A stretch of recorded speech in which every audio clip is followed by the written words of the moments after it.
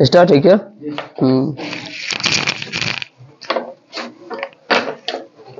एक चीज बता देना, आप सब 9th से 10th में है ना? 9th से 10th में, और अभी तक 10th का आपका सब्जेक्ट जो है प्रॉपर स्टार्ट नहीं हुआ था। हुआ था क्या? नहीं हुआ था। सीधा सीधा आपको बस बता दिया गया था कि आपको कैसे कैसे पढ़ना है, ठीक है। और हम जो आपको पढ़ाएंगे, हम क्या पढ़ाएंगे आपको? 2 सब्जेक्ट हम पढ़ाएंगे, एक पढ़ाएंगे फिजिक्स और दूसरा केमिस्ट्री, है ना। और अभी जो अपन फिजिक्स देखेंगे तो फिजिक्स में आपका पढ़ना क्या सब होता है बताइए। फिजिक्स का डेफिनेशन के हिसाब से बताइएगा। नेचर और नेचुरल फेनोमेना, है ना। नेचर का हिंदी क्या होता है? प्रकृति, प्रकृति, ठीक है। और इसका प्राकृतिक घटना, प्राकृतिक घटना, प्राकृतिक घटनाओं का अध्ययन करते हैं किसमें? फिजिक्स में, ठीक है, फिजिक्स में। अब आते हैं आपका बुक के हिसाब से, बुक के हिसाब से चैप्टर में आएंगे तो चैप्टर आपका क्या कहता है? फर्स्ट चैप्टर है प्रकाश का परावर्तन, है ना। चलिए अब बताइएगा, प्रकाश के बारे में आपको कुछ ना कुछ तो पता होगा, है ना। क्या पता है बता दीजिए।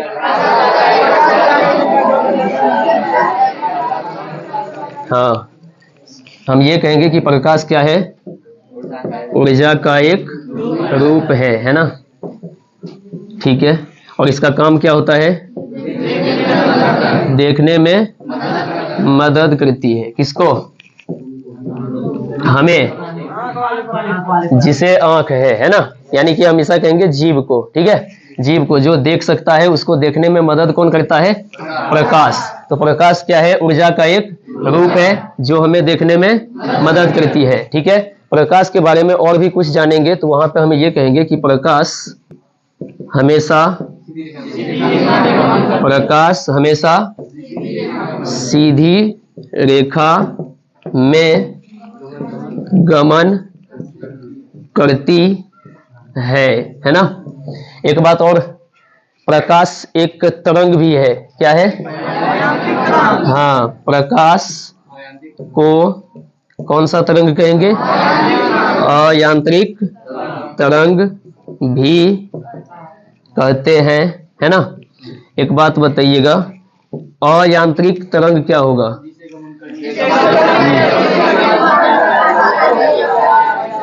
हम ये कहते हैं कि ऐसा तरंग जिसे गमन करने हेतु किसी भी माध्यम की आवश्यकता नहीं होती है, उसे क्या कहेंगे? अयांत्रिक तरंग। यानी कि प्रकाश को अयांत्रिक तरंग हम इसी वजह से कहते हैं क्योंकि प्रकाश को गमन करने हेतु किसी भी माध्यम की आवश्यकता नहीं होती है, ठीक है। इतना था। इसके बाद अब जो आपका आएगा वो क्या आएगा? प्रकाश का वेग। प्रकाश का वेग, प्रकाश का वेग जो अपन देखते हैं वो किसमें देखते हैं? शून्य में। शून्य कहे या निर्वात कहे, है ना, निर्वात। तो शून्य या निर्वात में प्रकाश का जो वेग होता है कितना होता है? 3 × 10⁸ मीटर प्रति सेकेंड। एक बात और बताइए, हवा में कितना होता है? 2.98 मीटर 10 पर, ये छूट गया ना, 2.98 × 10⁸ मीटर प्रति सेकेंड। ये देखो करीब करीब सेम है ना, ये 2.98 और 3। इसी वजह से हम शून्य और हवा में दोनों का एक ही मानते हैं। तो क्या कहते हैं? वेग जो होता है किसका? प्रकाश का, वो होता है 3 × 10⁸ मीटर प्रति सेकेंड। ये था ना, ठीक है। अब हम ये देखते हैं कि प्रकाश जो गमन करती है ना, कैसे? सीधी रेखा में, ठीक है, सीधी रेखा में गमन करती है। इसके बाद एक चीज और आएगा आपका, थोड़ा सा क्या करेंगे, मिटाना पड़ेगा, है ना, रोक देना। अब जो बात आएगा वो क्या आएगा? प्रकाश का स्रोत। स्रोत का अंग्रेजी क्या होता है? सोर्स। क्या होता है? सोर्स ऑफ लाइट, है ना। अच्छा, सोर्स बताइए, सोर्स क्या? स्रोत क्या? स्रोत। अगर हम सीधा सीधा कहें तो जुगाड़, क्या कहेंगे? जुगाड़, यानी कि एक ऐसा जुगाड़ जहां से हमें प्रकाश की प्राप्ति होती है, उसी को प्रकाश का स्रोत कहा जाता है। तो हम ये कहेंगे, है ना, प्रकाश का स्रोत। यहाँ पे देना है आपको, दीजिए, वैसा स्रोत, नोट करते जाना। हाँ, वैसा स्रोत जिनसे हमें प्रकाश की प्राप्ति होती है, उसे प्रकाश का स्रोत कहा जाता है ना। यानी कि क्या कहेंगे कि एक ऐसा स्रोत जिनसे हमें प्रकाश की प्राप्ति होती है, उसे प्रकाश का स्रोत कहा जाता है। ठीक है, अच्छा बताओ, क्या सभी वस्तु से हमें प्रकाश की प्राप्ति हो जाएगी? नहीं होगा ना, सभी वस्तु से नहीं होगा। तो यानी कि हम ये कहेंगे कि प्रकाश स्रोत के आधार पर वस्तु को कितने भाग में बांटा गया है? 2 भागों में। कितना भाग में बांटा जाएगा? 2 भागों में। एक वस्तु होगा जो हमें प्रकाश देती है, और दूसरा होगा जो हमें प्रकाश नहीं देती है। नोट हो गया ना? यहाँ तक हो गया सबका? ठीक है, अब आगे यहाँ पे आप करिएगा, तीर का साइन दे के दीजिएगा। प्रकाश स्रोत के आधार पर, प्रकाश स्रोत के आधार पर वस्तु को कितने भाग में बताए? 2 भागों में बांटा गया है। 2 भागों में बांटा गया है। अगर हम सीधा ऐसा कहें, ये आपका क्या है? वस्तु है। क्या है? वस्तु है ना। इस वस्तु को कितना भाग में बांटेंगे? 2 भाग में। किसके आधार पर? प्रकाश स्रोत के आधार पर। ठीक है, अब वस्तु को 2 भाग में बांटेंगे तो एक हो जाएगा आपका कौन सा? प्रदीप्त या दीप्त वस्तु। दीप्त वस्तु या प्रदीप्त वस्तु, इसी को प्रदीप्त भी कहते हैं, है ना, प्रदीप्त वस्तु। ठीक है, हाँ, दूसरा क्या होगा? अदीप्त, अदीप्त वस्तु या अप्रदीप्त, अप्रदीप्त वस्तु, है ना। समझ में आ गया इतना बात? किसी को कोई दिक्कत हो तो बता देना। ठीक है, अब हम वस्तु को कितना भाग में बांटे हैं? 2 भाग में। किसके आधार पर? प्रकाश स्रोत के आधार पर। एक नंबर में कौन सा है? दीप्त वस्तु। दूसरा कौन सा है? अदीप्त वस्तु, है ना।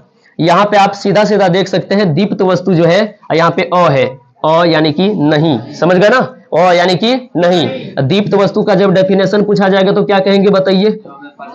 हाँ, कहेंगे वैसा वस्तु जो हमें प्रकाश देती है। वैसा वस्तु जो हमें प्रकाश देती है, उसे दीप्त वस्तु कहा जाता है। एक बार बताइएगा, जैसे में क्या सब हो जाएगा? जैसे में होगा टॉर्च, प्रकृति का दिया हुआ सूर्य नहीं दिखाई दिया ना है सूर्य, चंद्रमा के पास अपना प्रकाश है ही न है, दूसरा को क्या देगा वो? टॉर्च, सूर्य और बल्ब। ठीक है, ETC कर दें, ETC। मोमबत्ती भी होगा, है ना, जो हमें प्रकाश देती है ना, उसे क्या कहते हैं? दीप्त वस्तु। और अब आएंगे किसमें? अदीप्त में। अदीप्त में आएंगे तो क्या कहेंगे बताना?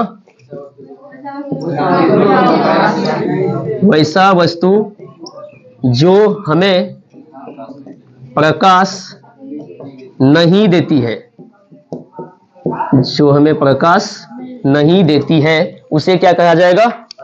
अदीप्त वस्तु। ठीक है, अब इसका जब जैसे में क्या सब हो जाएगा बताना?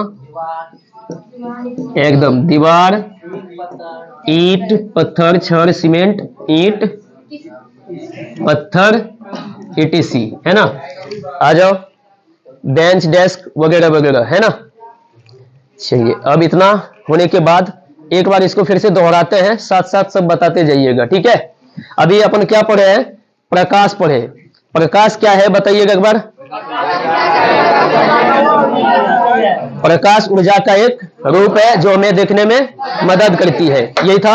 अब प्रकाश को कौन सा तरंग कहा जाता है?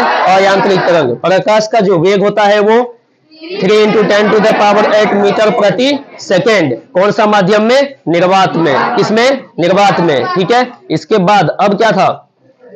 प्रकाश स्रोत। प्रकाश का स्रोत यानी कि वैसा स्रोत जिनसे हमें प्रकाश की प्राप्ति होती है उसे प्रकाश का स्रोत कहा जाता है। और तब आगे क्या पढ़े? प्रकाश स्रोत के आधार पर वस्तु को कितना भाग में बांटा गया है? 2 भाग में। अपन ये है वस्तु, इसको 2 भाग में बांट दिया। एक हो जाएगा दीप्त वस्तु, दूसरा हो जाएगा अदीप्त वस्तु। दीप्त वस्तु उसे कहा जाएगा जो हमें प्रकाश देती है। ठीक है, उसे क्या कहेंगे हम? दीप्त वस्तु। जैसे में क्या सब हो जाएगा? टॉर्च, सूर्य, बल्ब इत्यादि होगा ना। इसके बाद अदीप्त वस्तु पाएंगे। अदीप्त वस्तु क्या होगा? वैसा वस्तु जो हमें प्रकाश नहीं देती है उसे अदीप्त वस्तु कहा जाता है। जैसे में क्या सब? दीवार, ईंट, पत्थर, किताब, कॉपी, बेंच, डेस्क, ये सब हो सकता है। ठीक है, जो हमें प्रकाश नहीं देती है उसे अदीप्त वस्तु, जो प्रकाश देती है उसे दीप्त वस्तु। दीप्त वस्तु का दूसरा भी नाम है, क्या है? प्रदीप्त वस्तु। अदीप्त का भी दूसरा नाम है अप्रदीप्त वस्तु। ठीक है, यहां तक हो गया। तो क्या करें? आज की कक्षा का यहीं तक है ना। इसके बाद जैसे आप दूसरे दिन आएंगे तो फिर दूसरे दिन इससे आगे ही बढ़ा जाएगा। ठीक है, बस नोट डाउन कर दीजिए और वीडियो को भी कट कर